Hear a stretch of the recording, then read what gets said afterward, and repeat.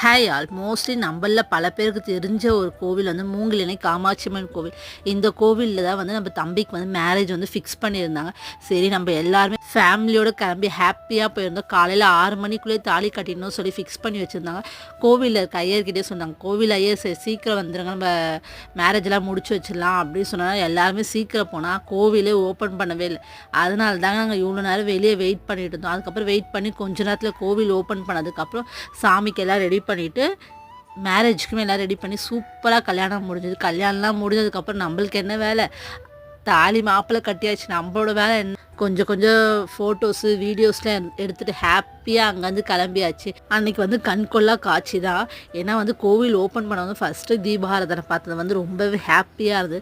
கல்யாணமும் சிறப்பாக முடிந்து விட்டது. அகைன் சத்திரத்துக்கு வந்து இந்த ஆர்த்திலாம் எடுப்பாங்களா, அது வந்து டிஃப்ரெண்ட் டைப்ஸில் எடுப்பாங்க, அதெல்லாம் எடுத்து முடிச்சாச்சு. ஓகே, சப்போர்ட் பண்ணி சப்ஸ்கிரைப் பண்ணுங்கள்.